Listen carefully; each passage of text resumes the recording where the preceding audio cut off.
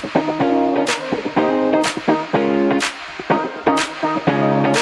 what does lean, farming, and you being a continuous improvement advocate have in common? You're about to find out. Hi, welcome to Mic Drop Insights and Lessons from CI Thought Leaders. My name is Gary Cox. I'm your host. I'm also the author of the book, Cultivating Champions of CI, Leaders Toolbox for Creating a Continuous Improvement Culture. In today's episode, Susanne Pejstrup is my guest, and she has a wealth of information about lean farming. As a matter of fact, that's the name of her organization. And she coaches farmers in applying lean principles. And I had a chance to meet her before, and I wanted to introduce her to you. And she talks about the parallels between being a strong lean advocate, business leader, and farmer. And I think you're going to find that quite interesting. Welcome to the program, Susanne. Thank you very much. Yeah, so tell folks a little bit about yourself and how you got into supporting farmers with lean. Well, actually, I have been a teacher and a consultant in agriculture my whole career. And I have been very interested in making structures, work planning, leadership, things like that. So I was working in this area as a consultant, and then I start thinking of taking some inspiration from the industry. I researched on logistic and design of production sites, so that was very inspiring to me. You saw a need in farming, and specifically in Denmark, which you and I have had a discussion in the past. I was on one of your programs. We'll talk a bit more about that in a few minutes. Farming is quite different you have big farms in comparison to what I'm used to here in little Eastern Canada. Well, Denmark is a farm country for many years. Yes. So do you see the same challenges with adopting lean principles in farming as you kind of experienced or have experienced in manufacturing, and, because it is manufacturing of sorts, isn't it? Well, I think that the differences are mostly in the leadership. Farmers, they own their own business, meaning that they are going to be both the one who take initiative and the one who are continuously doing this, and then they are driving this process themselves normally, or they have to support it. In companies, they are often bigger companies with more layers in the leadership, and they might have a board or a leader taking this initiative and then ask people to do it. That's a really valid point. They're, literally hands-on, right? There's no the layers of separation between the strategic thinking that needs to happen and the doing is close. That's right. As you said, a few layers. Your particular examples, these are not necessarily small teams. These are not, 2 or 3 folks running a farm. So give me some examples of the numbers of employees that might be associated with some of the farms in Denmark. Well, of course, I am working with the bigger farms, but also with smaller farms with maybe 4 or 5 employees. But the biggest one I think I have in as a customer is now about 65 people. So that's a pretty big business. Farmers are all about making a profit as much as possible. So their operational costs, I imagine, are huge. You work with them. Do I kind of metrics are you thinking about when you're working with farmers? Well, of course, it depends on the problem we're going to solve. But we're taking it in general. It could be, of course, if it's production with milk, for example, we take the metrics about health and flow and things like that. So feeding efficiency and things like that. So that's the same. If we're taking it financially, you could say that farmers are normally having a huge financial cost. And that could be a challenge because they don't think that their speed of circulating the finance, that's very important. If they have to produce a heifer in 2.5 years or 2 years, they know that it's better to produce a heifer in 2 years than in 2.5. But some farmers are not aware of the lean thinking in that. So that is both financial because they have too much stock, they have too many animals, too much feed, too much machinery maybe, and they are not aware of the waste in that because they think that it's needed and nice to have, that we are relate on the weather and weather conditions, so we have to have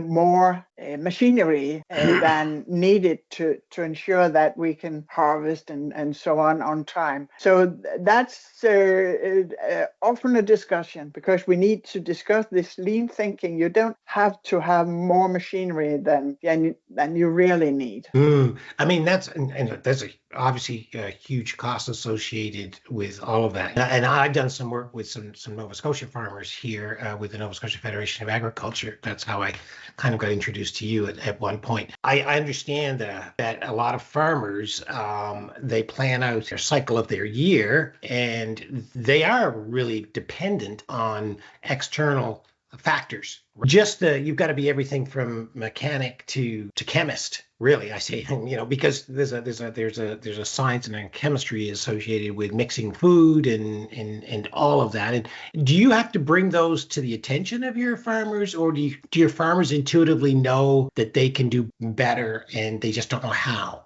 Well, of course, I try all the time to discuss this with the farmers that they are not the only ones that are depending on factors from outside. If you take the industry or transport sector, they are as much depending on external factors. So of course you can do a lot to work with these factors. You don't have to flow with the weather, so to speak.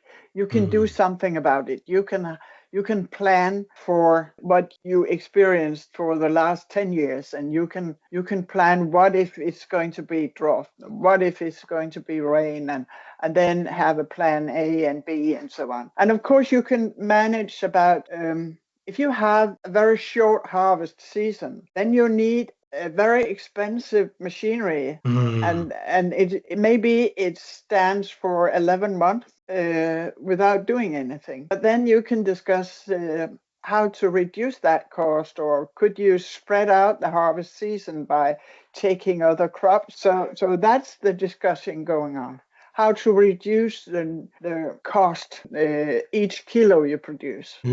Now, you're the author of a book. Just talk a little bit about your book. What do you cover some of these things in your book? To give us the title of your book. Well, yes, I have this book here, and it is create more value with less work on the farm, and that's introducing the lean principles and the lean tools. Well, it's about reducing waste, most of it. Yes, and understanding the principles of lean. Yes. So, can you give us a couple of examples where you've seen your work being applied and kind of the results of that work? Well, yes. For example, I'm working with a young manager. He's manager on a farm with a company with 4 farms, and they have about 2,000 cows in all. And he wanted to improve the hoof trimming for the cows, and we have just made the last quarter of 24. We made an A3 process, or a problem-solving period. Yes. And he started with making a baseline and registering how many cows who were scored in number 1. That is, he was watching the cows walking, and then he was scoring them. And then he had 9% at the start of October 24, and then set up a goal, get to 79% in 3 months. And what they actually achieved was 85%. That's pretty impressive. What do you do to Yeah. help them move that needle? Well, of course, you work together with the team on the farm. And then they discussed the root causes. They made a mind map, or they Mm-hmm. were working with the different ways of finding the root cause. And they found a lot of different root causes. So they prioritized and they picked one. And that was that the legs were not clean. So Ah, that the legs were not clean made them sick. So that is giving some wounds on the legs. So they were working about how can we make the legs more clean, and then they've tried some experiments. They work with the PDCA way of working. So they changed when with the scraper running, they changed the design or the size of the beds. They changed some how they did their registration, and they covered a water flow, and they made a lot of different things during these 3 months. So they were working one by yeah. one, and then they saw this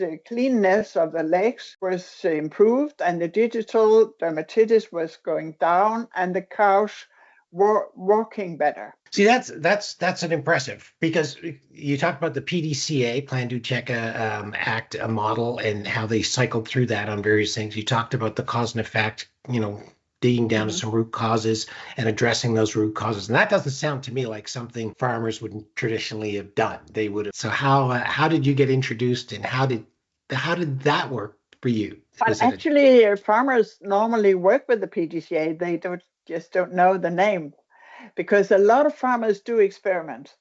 And if they are going to take one example, if they're going to sow the seed in the soil, then they're putting the machinery in the right condition, and then they try.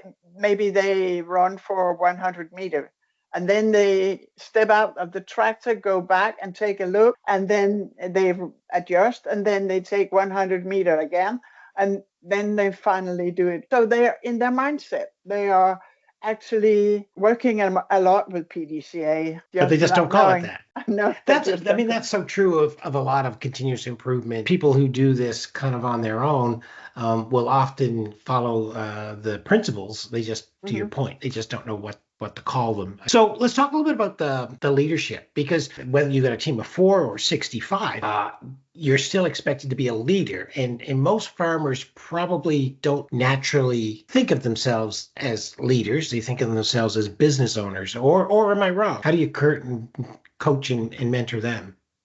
But that's differ a lot, because some are very passionate about being leaders and know that they can't run a business without people, so they are very much aware about it. But others are not, so that's different. I think that most farmers are very educated and skilled in their business, but not in leadership. Mm. So when we are start changing this top-down leadership to bottom-up lean leadership, is that they feel that they lose control. They are uh, being a little anxious to lose control. So they think it's better to tell people what to do than ask questions. So that's a challenge to some Mm. farmers. How do you, as a consultant, work with folks? Well, of course, we are making some training and coaching. Well, I'm working very much with this lean transformation framework, and that is necessary to discuss the leadership and what is the leadership we need to solve this problem, and what is the kind of management setup we have to solve the problem, or Mm. vision you have. Yeah, I think one of the challenges that I've noticed in the farmers that I've supported is this onboarding of seasonal workers. And I Mhm. assume that you have the same challenges in Denmark as it relates to seasonal workers, but onboarding new hires and having standard work in place and having standard operating procedures. Is that something you work closely with? Yes, for some farmers, yes. We have a very structured procedure and written written down for how to recruit people, and then about this preparation work with the authorities and so on, paperwork, and then what are we going to do the first day, the first week, the first month, and making education plans and the competence board and so on. So how are we going to educate you, train you? Maybe some farms are using the TWI methods, and be sure that people are really fast in doing the jobs correctly. Yes. What other areas of the farm do you kind of focus that whole idea of having a standard operating procedures or standard work? Do you have other areas of the farm that you focus on? Well, I think we have all of it. We take as the way I work is to start asking, what is your main concern? What is your biggest challenge? We are, of course, we are describing the problem, and we are trying to find the root causes, and then we find the tools we're going to use for this, and then we ask, do you have the skills to work with these tools, or are we going to have some education? And we discuss the leadership, or the management is set up. How do we have to reorganize? And then, of course, we are under in the whole process, we are going to discuss the culture and the mindset, and I'm coaching often every week or every second week the leaders or the managers in this process. So we are talking about what did you do last week, and how did it happen? What did you learn from that, and what can you be your next step, and what are you going to prepare to, and so on. So do you encourage the morning huddles and kind of here's the plan for the day, the week, and so on? I know that's traditionally something that I would encourage. Is that something that you encourage? Sure. Daily huddles it's very difficult to get it formalized, but weekly meetings are really common, both to organize the work, special events coming up, or special tasks, or tell a good story from last week from your work, because we want this culture-driven or value-driven way of thinking. And then, of course, we're going to look at the KPIs. And then number 4 is the continuous improvement points they are working on for the moment. So that's 4 points on each weekly meeting in my recommendations. In manufacturing, they have like consortiums where a number of business owners might come together to kind of share best practices and so on. I know that you have a bit of a forum for that. Do you want to talk a little bit about that? Well, yes, I have different groups, focus groups or things like that. I have a focus group in lean leadership, where we are discussing lean leadership. We are meeting physically 4 times a year, and then coaching in between. That's for foresters as well, farmers and foresters, where we are discussing how to be more sustainable.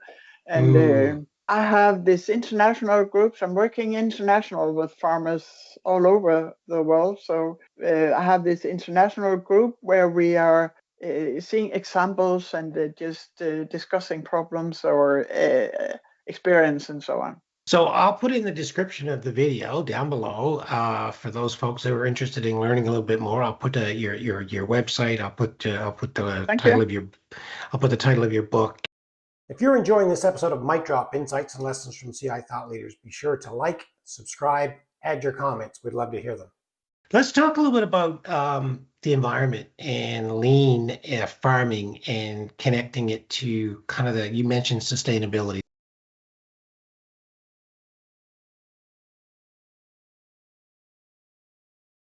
We are working very much with that in general in the agricultural sector. The government and the agriculture sector, they have just agreed they're going to pay for how much CO2 the emission they have, and that's going to be paid in 30. So we have 5 years, but in that 5 years period, they are going to reduce their CO2 emission as much as they can. So if they can reduce it, then they're not going to pay. So the payment will be given to the people who are not doing anything. Right. Reduction. You're saying payment, you mean like a tax, I guess is what you're... Tax, yes, that's right. The incentive, of course, tend to become leaner and become more the CO2 output and so on to make sure you diminish that. It becomes a bit of an incentive. If there's eventually going to be a penalty for not doing something, then you need to do something. Yes. And we have a lot of measurements on that now. So it's more easy to find what to do.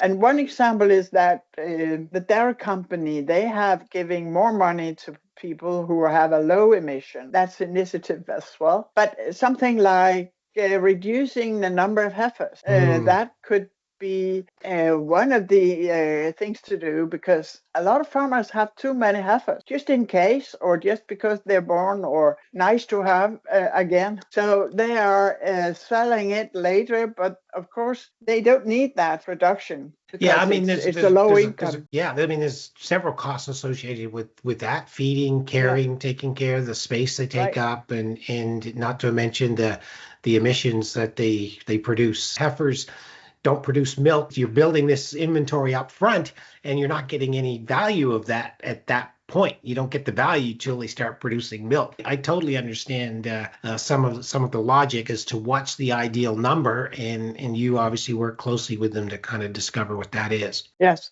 And when we are going to calculate, and we have measurement on how big the CO2 emission is per kilo of milk produced, then it's very obvious that if you have too much of everything, that means that you have some waste, and your emission will be bigger per kilo of milk produced. Yeah. Yeah, and of course, cash flow as well, right? It's tying up a lot of cash, which is critical to any business. We are looking at farming as processes, and we are calculating lead time, and we look at flow and so on. Then we find similar problems as in the industry. So that's a way to prepare, I think. So I don't think there is a big difference in industry and farming. If you take a look at all the value streams, if you are looking at a value stream throughout the whole production, it's the same if it's producing grain or if you're producing phones, I think. Yeah.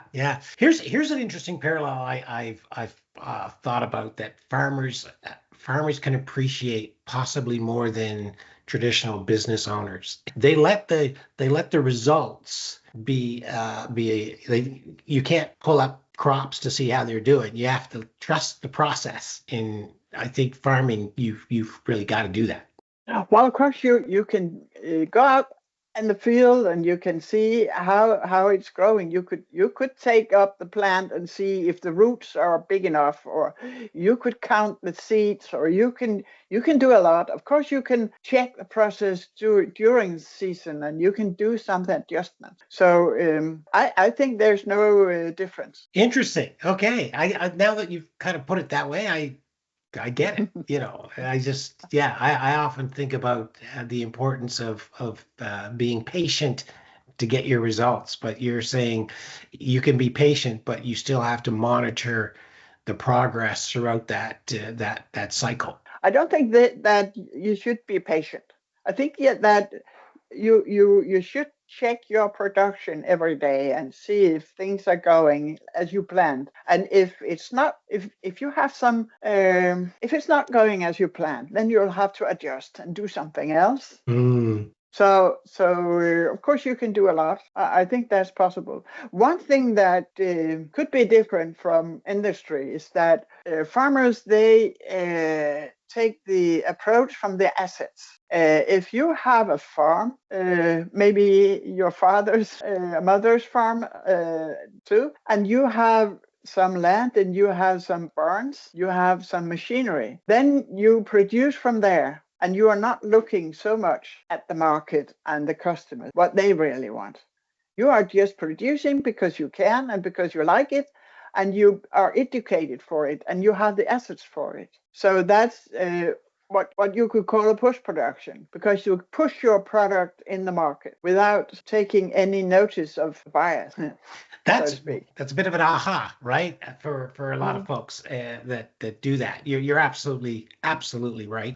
Do you talk to farmers about what their customers need and thinking about, are you producing more products, or do you need to produce a different type of grain or crop, or do you talk to them about that? Well, in Denmark, we have organized, the farmers have organized in cooperatives in the dairy industry and their slaughterhouses. So they are taking care of their marketing and selling and so on. There has been a change, because years back, they thought that the customers were asking too much, and they didn't understand that it was difficult to farm.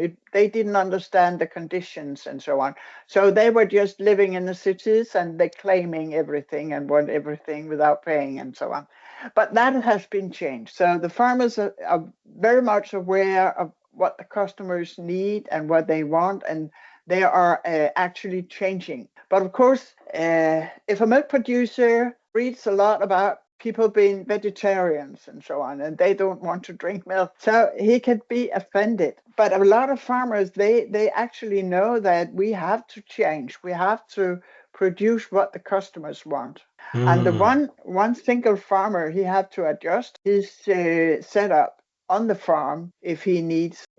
Let's say he had a setup for producing grain. He had the land, the machinery, and they are specified for grain. But the profit for grain is very low, sometimes negative. And then he should stop with doing that. But a lot of farmers, they continue just because they have all the assets. Yes, they have all the assets, and then they go down in their own income. Right. So some years they don't earn any money, and sometimes less, and so that's a challenge. I think that's a mindset. They're going to change that. If they're not earning money on producing grain, they have to produce something else. Those are probably some difficult conversations, and they probably come more to the front when the farmers realize that their income has declined, or that the cost of running their business has become non-profitable, and that is, you can only sustain that for a short period of time before you have to do something drastic. So that's a really great insight, and many businesses should be thinking like that too, right? That, hey, producing a certain product, and I'm good at producing that product, doesn't mean that product is going to have a place in the market. That's a really great insight. So if you were going to give any advice to a non-farmer or even a small startup farm, somebody who's a hobby farmer, for example, what advice would you give them? Well, I will ask them to start with defining or describing the problem that they want to solve, or their biggest challenge, and how it looks like. What is the problem? So they are not just implementing lean for the sake of lean, but they need to solve a problem. So they have to start with discussing that or describing that. And then I think that they should start working after the lean transformation model or framework. And of course, the second one could be that they should, as you said, read books, take education, train the lean thinking, the lean principles to provide more skills and more knowledge. And that was happening with me, that the more I read about lean, the more hooked I was. So I could see it everywhere where I was. That's, I think, the way of doing it. Yeah, no, I totally agree. Knowledge from books and learning, I think of that as inventory. And I think that if you don't apply what you're learning and what you're reading in some way, shape, or fashion, you've actually now created waste. And so I'm a strong advocate when I do read a book, or I attend a course, or I go on training. I like to take something away and implement it in learning. And I hope that people who are watching these videos that we're producing, take something away from each video, just a little nugget, and say, I'm going to apply that piece. Because when they do, that's how they continuously improve. And it's through That's right. conversations with people like you around the globe that I'm discovering, I'm learning every day. I learn something today, so thank you for that. Okay, thank you. That's great. Again, those folks that are watching, make sure you, if you like what you heard from Susanne and myself today, give us a thumbs up, share this, subscribe to the channel, and also check out Suzanne's book and her website, where she talks a lot more about that and has a forum for potentially for you to tune in on. All right.